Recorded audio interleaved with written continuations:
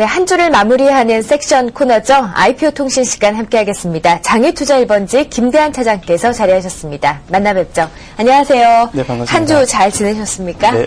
네, IPO 시장의 뉴스는 어떤 것들이 있었나요? 네, 이번 주는 모든 분들이 아시다시피 대북 리스크 등의 이슈가 있었음에도 불구하고 지칠 줄 모르는 상승세를 보였던 한국전자인증 동무대가 아니었나 생각이 됩니다.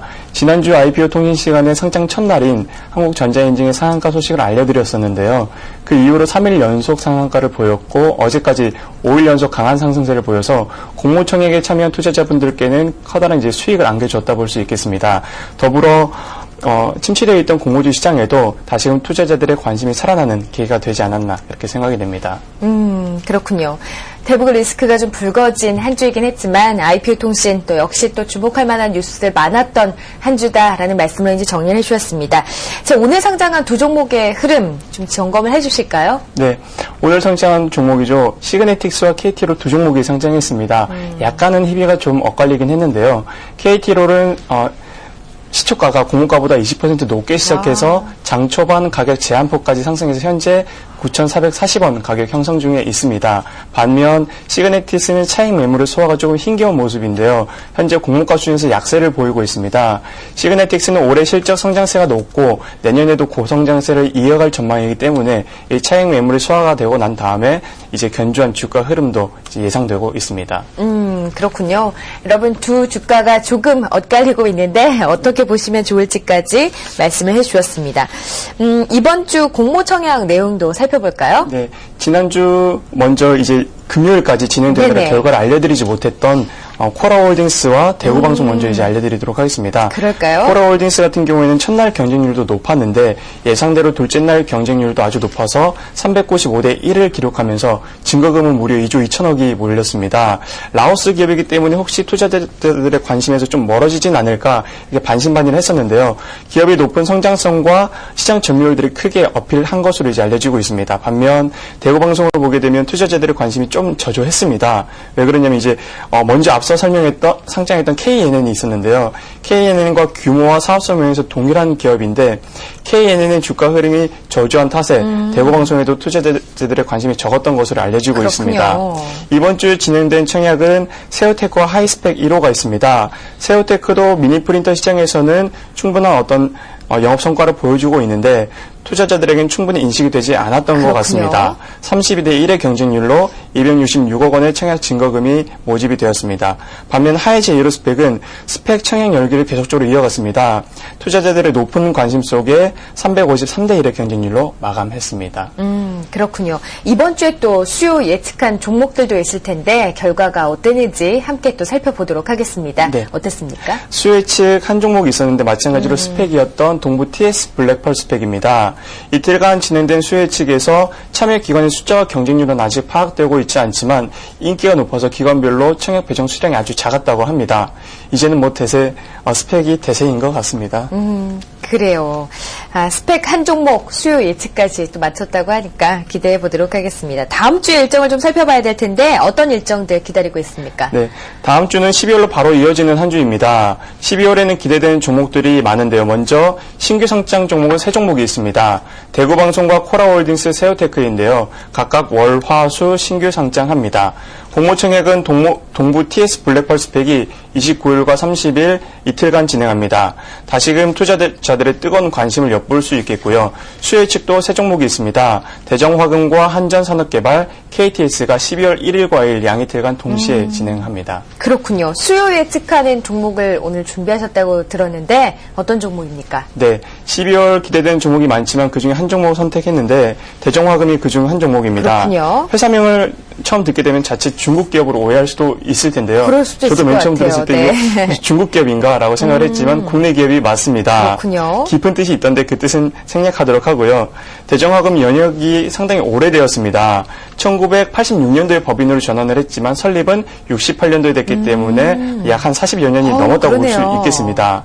주요 사업 분야를 보게 되면 정밀화학 산업 등에 쓰이는 시약과 완제의약품의 주성분으로 쓰이는 원료의약품을 생산하고 있는데 40여 년의 회사 연역이 말해주듯이 이 분야에서 오랜 기간 기술과 노하우를 쌓아서 수입에만 의존하던 시약과 원료의약품의 상당수를 국산화하는 데 기여한 기업입니다.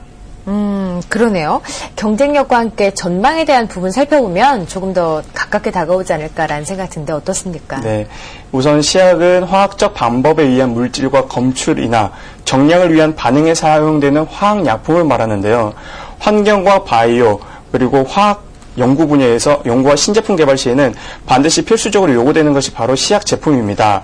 그렇기 때문에 경기 변동 영향이 적다는 것이 특징입니다.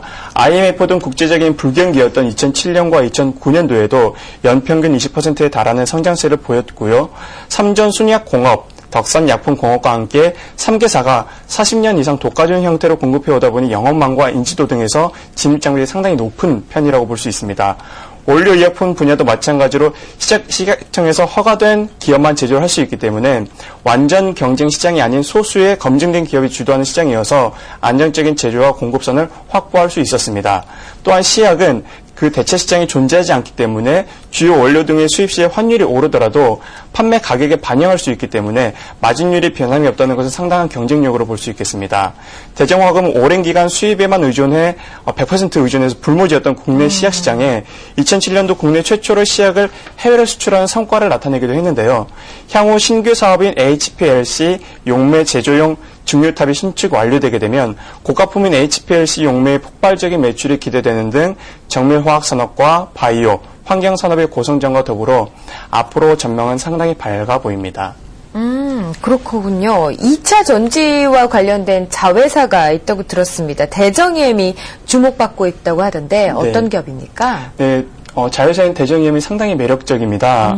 대정화금에서 2003년도부터 사업 다각화 일환으로서 리튬 2차 전지 핵심 소재인 양극활 물질을 개발을 시작했는데 이것이 성과를 내면서 양극활 물질 및 전구체 생산과 영업권 등을 자회사인 대정이엠으로 인적 분할하였는데요. 대정이엠은 이후로 양극활 물질 및 전구체 생산 체계를 완료해서 양산을 시작해서 현재 매출을 발생시키고 있습니다. 대정화금은 대정이엠의 지분 25%를 확보하고 있는데요. 앞으로 2차 전지 시장의 폭발적인 확대로 대정이엠의 가치가 상승을 하게 되면 대정화금도 상대적으로 지분법 이익의 수혜를 볼 수 있는 부분입니다. 실적 동향도 좋습니까? 어떻습니까? 네, 경기 변동이 적은 시약과 안정적인 공급선이 확보되어 있는 원료 의약품 덕에 매년 지속적인 성장세를 보여주고 있습니다. 2008년과 2009년도에는 전년 대비 각각 20% 이상의 매출액 성장과 영업이익 성장을 보였습니다.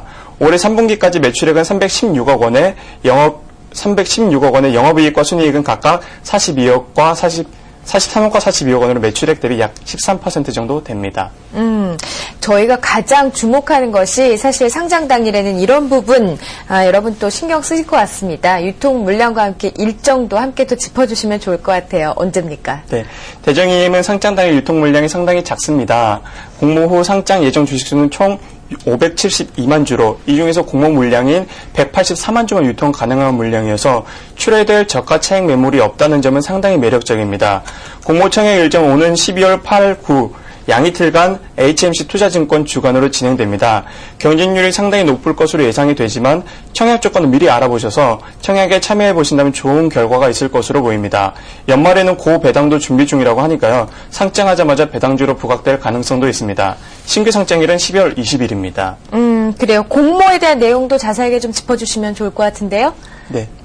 공모 일정. 네, 지금 방금 알려드린 12월 20일 상장하고요. 네네. 12월 8일, 9일 양이틀간 HMC 진행합니다. 그렇군요. 네. 자, 또 주목해볼 만한 IPO 기업도 또 준비를 하셨다고 합니다. 어떤 기업을 준비하셨습니까? 네, 블루콤 회사 준비했습니다. 블루콤은 휴대폰용 마이크로 스피커 및 블루투스 헤드셋을 생산하는 기업입니다. 매출액이 매년 비약적으로 성장하고 있는 강소기업입니다.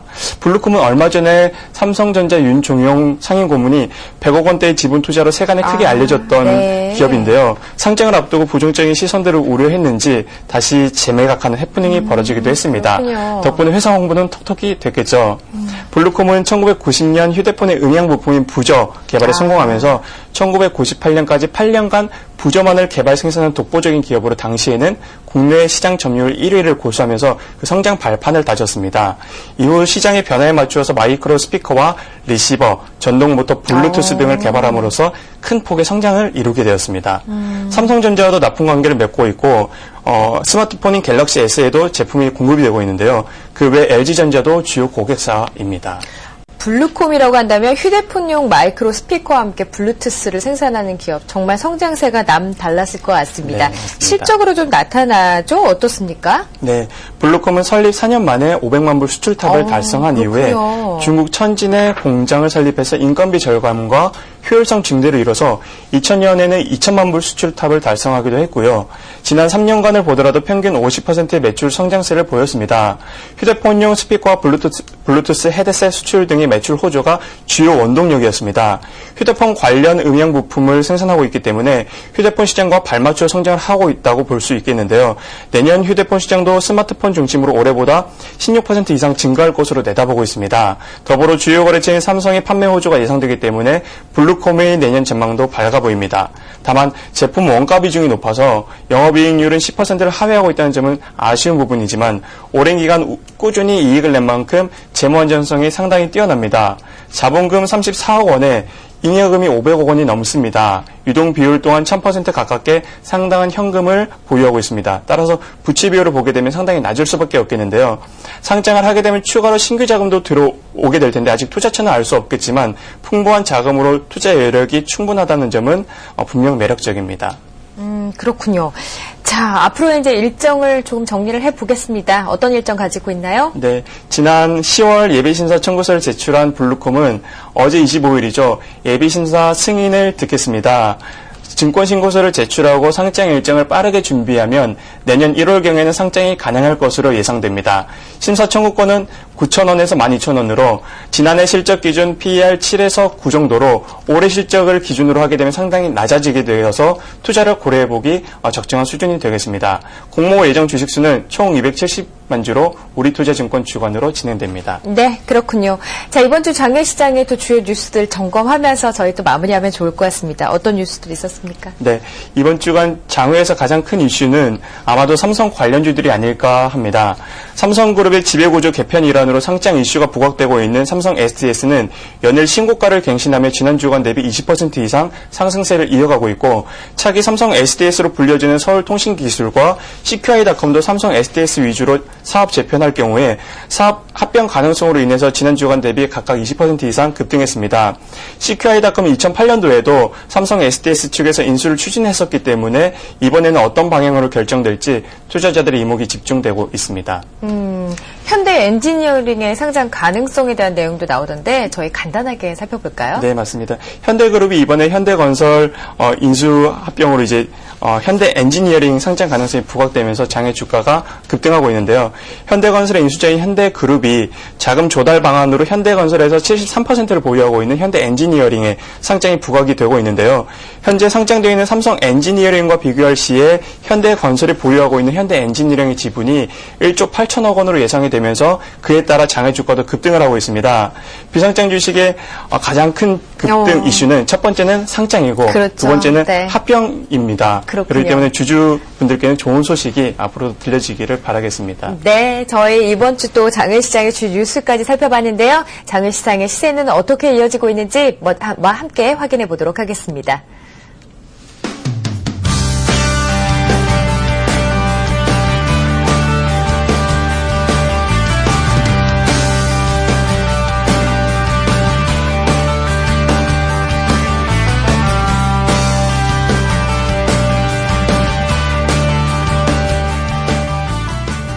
네, 장외시장의 주요 시세까지 저희 함께 살펴봤습니다. 자, 금요일 마무리하는 섹션 코너죠. IPO 통신 시간 장외투자 1번째 김대한 차장님께서 오늘도 또 알찬 내용